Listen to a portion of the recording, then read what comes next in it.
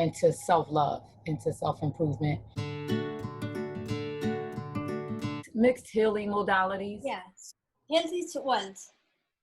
If we have good health, that means we have good wealth. To maintain our physical and mental body, we need to do exercise, dance, or yoga.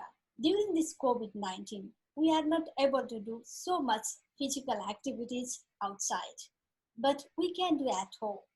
So please try to do it. I will join after interview. Ladies and gentlemen, namaskar and welcome. It's me, Mahalaxmi. You are watching the Mahalaxmi Show. Please let me allow to welcome dance and yoga instructor, Tanita Fajeola. Tanita, welcome to the Mahalaxmi Show. Yes, thank you for having me, Mahalaxmi. Good to see you. It is glad to have you on our show. Yes, I'm grateful to be here. So Tanita, how are you? How is California's situation now?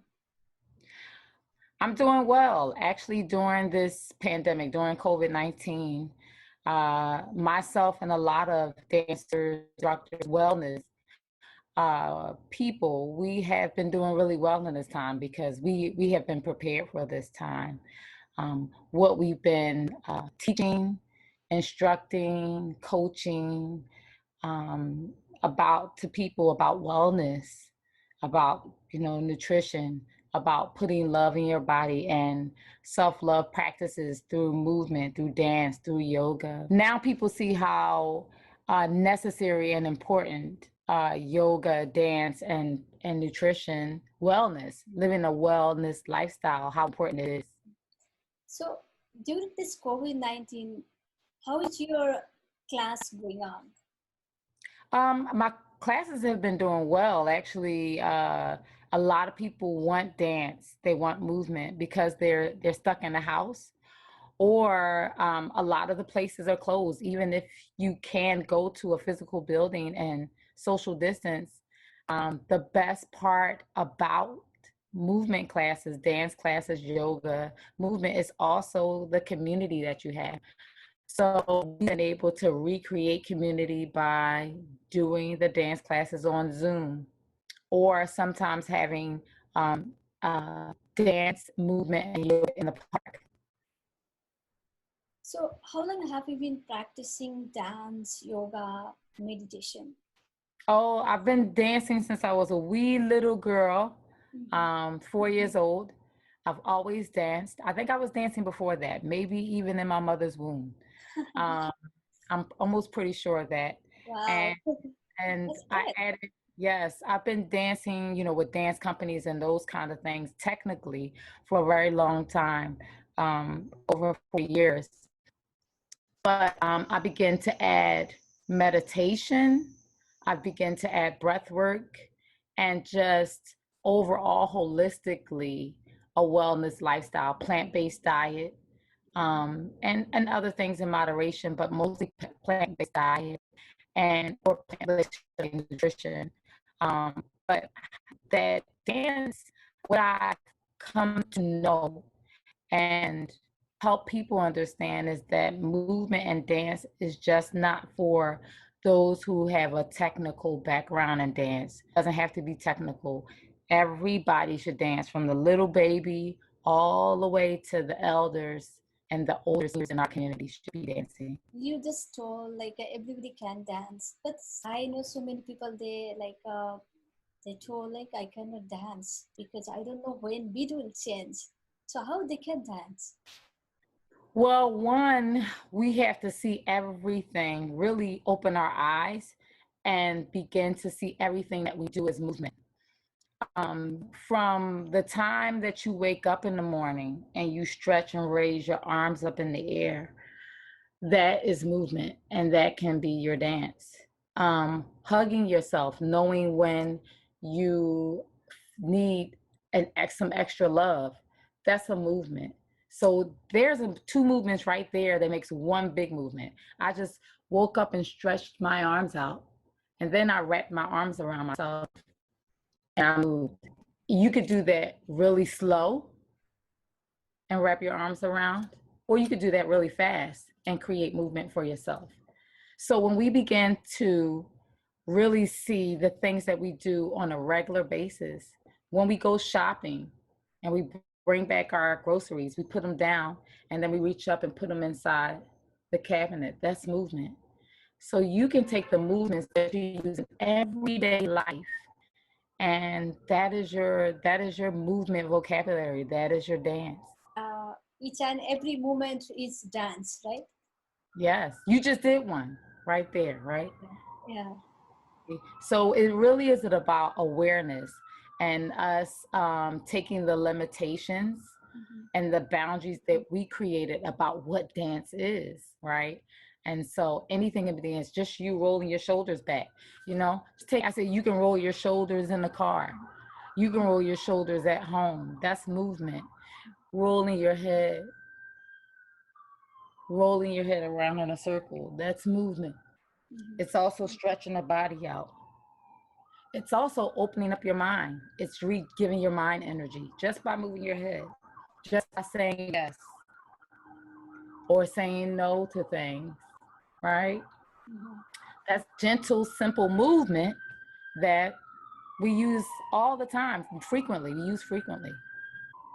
So why did you decide to start teaching yoga and dance? Well, like I said, I've danced since I was younger. I knew what dance brought for me. It literally saved my life. I was a young teen who considered suicide when the rainbow wasn't enough. And it was dance that shifted my mindset. It gave me hope. It made me feel beautiful. It made me feel strong.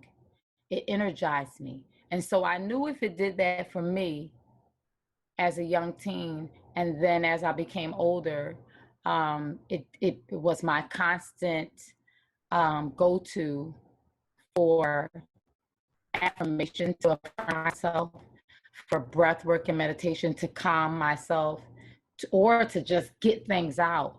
I realized that if it did it for me, it could do it for others. And so it was important for me to break out of the technical dance world and bring movement and dance into the homes, into the everyday person's life. And so I began to add yoga stretches, yoga movement, and fuse them with dance.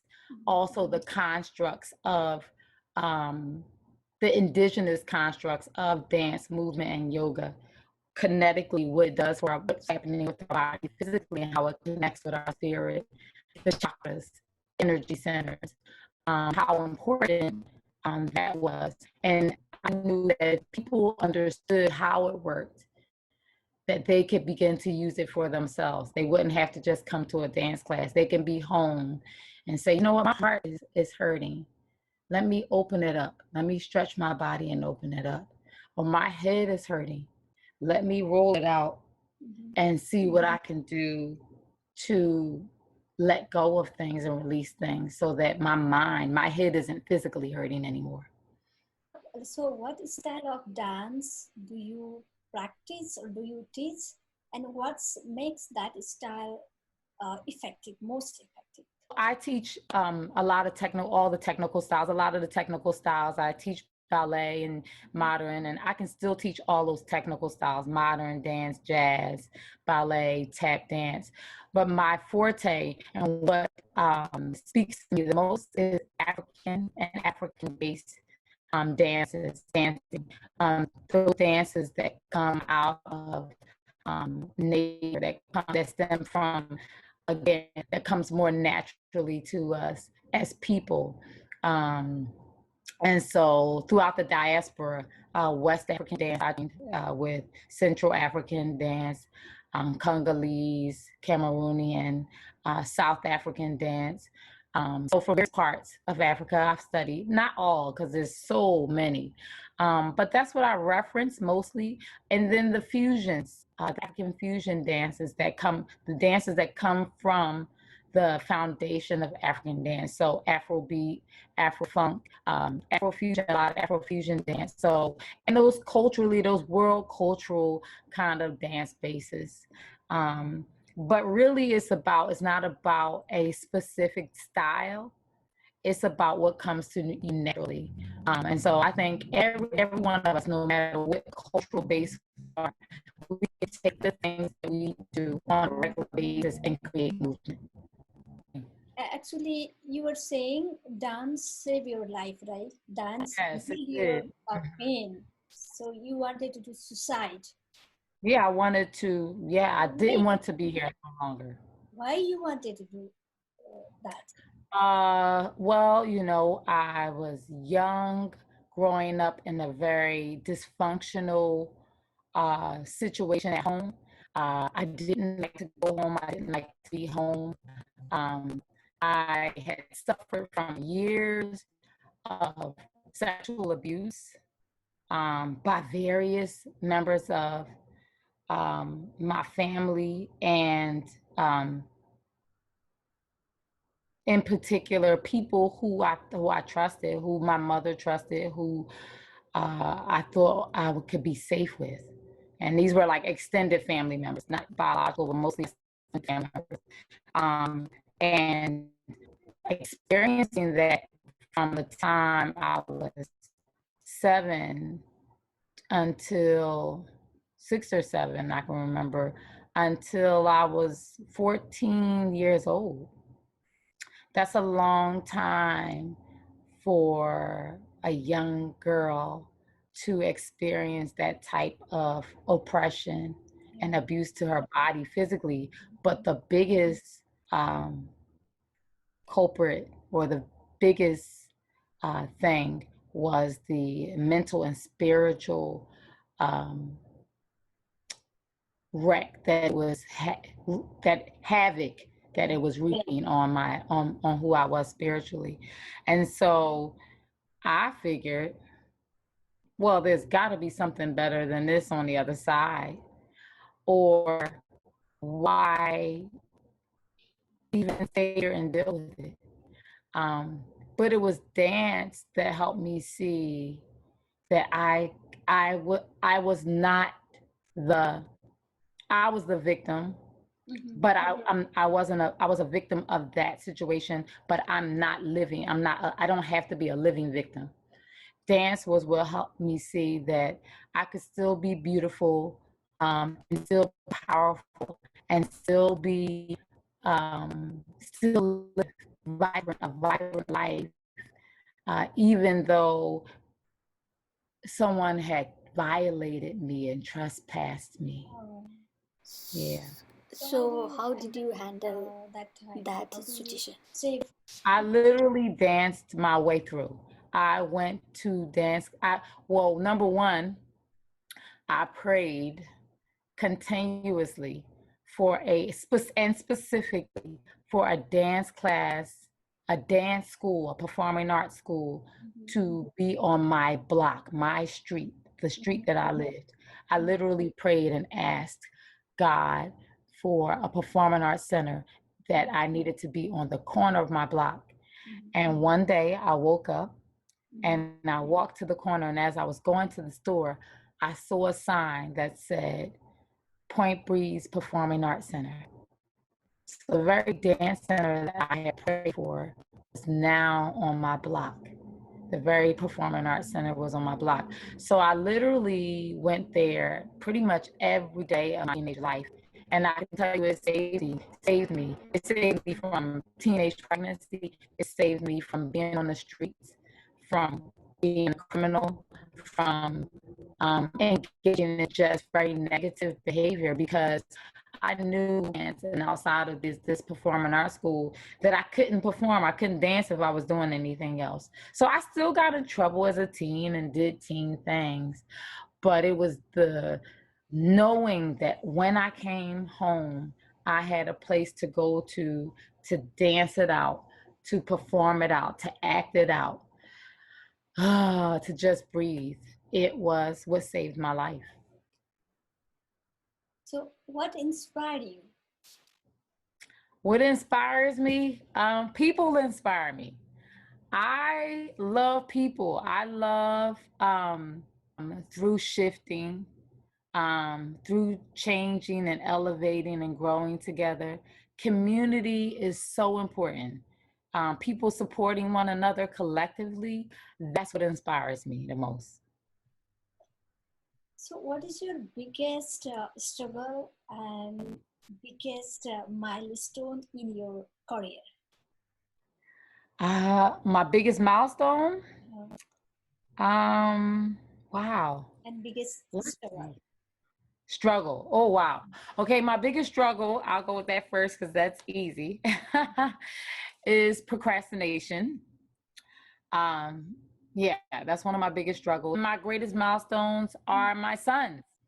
Yeah, that they are great people. They're awesome people who understand collective work and responsibility, and they are people with good character. That's a milestone for me. My sons are 21, 18, and 14, and they are phenomenal people, and I'm grateful that my husband and I have worked really hard at building a family that respects life, respects humanity, respects the earth, is connected and understands their connection with their ancestors and their culture and heritage.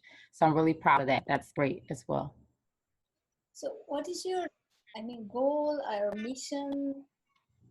Well, let's see. To bless and help as many people as possible, to make money doing it. So I have fiscal, goals. I would like to. I'm still working on a 5-year plan to build my wellness brand, so that I'll have a cultural. I would love to have a cultural and a healing and cultural and healing arts center somewhere in the U.S., possibly Florida, possibly in Central Florida, where a space where people can come and do the work they need to do, the soul work they need to do. And I would also like to, have a home in Ghana, West Africa, that where people can come and do the same kind of healing work. So, what kind of person are you? Can you tell can you describe your personality in 5 words? Oh, 5-word personality. Okay, I'm gonna say vibrant. Wow, self-determined, communal, authentic, and lovable. That's what I hope I am. Wonderful. Wonderful. So you are a nutritionist, as you already told, right? So how will you advise people about balanced diet? What kind of food can people eat for good health? Okay, so I primarily focus on, with my clients first, I focus on mindset. And the question that I ask my clients first, I ask them to ask themselves, and that I ask myself when I eat something is what you're about to eat, is this love that you're putting in your body? So that's what I ask first. And I believe that we intuitively know when what we're putting in our body, whether it's love or not, whether it's something we should be eating or not. The other part is that our body lets us know. If we eat something that's too salty, that has too much salt, our body swells, right? Or our head aches. If we eat something too much sugar, we get really sluggish. And so our body gives us signals. So it's up to us to listen to our bodies. So I focus on self-love practices, shifting the mindset about food. Again, asking yourself, is this love? You can have an Oreo cookie, right, that you might treat yourself to. And eating that one cookie at that moment, tasting the sweetness of it might be love. But once you begin to eat 5 of them or 10 of them, you know that's no longer love that you're putting in your body. And so for each client that I have, it's different when we talk about nutrition. But on a general basis, we know that we need more water. We need to drink more water. Our skin tells us when we don't have enough water, right? It's dry, it's crackly, our nails are crackly, our skin is scaly, and our lips are dry. That's our body saying, I need water. And so I will prescribe that. I tell people to drink alkaline water. You know, the closer we can keep our bodies alkaline, the better. So most of the conversations that I have with and the work that I do on nutrition, is based on mindset, based on practices that help us affirm for ourselves what eating, what love looks like as we eat it, how do we love ourselves through food, and that focus there, how important that is. So the primary focus on mindset. We do have specifics for each person, but overall, generally, we usually need to eat smaller portions, add more vegetables, and live foods, more plant-based food, and drink more water. Those are 3 basic things. But overall, it's the mindset. Is what I'm doing right now, is this love I'm putting in my body. When I drink this soda and I know it corrodes my insides, is this love I'm putting in my body? And then making a shift there. So that means we need to listen our mind and body, right? Whenever we eat something.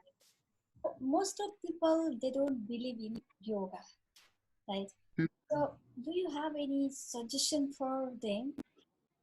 Yes, you can take a yoga fusion class, a class that's a dance class or a movement class that fuses yoga in, so you're getting a little taste of it. The biggest suggestion I say is try it. You might like it. And also, you will like it.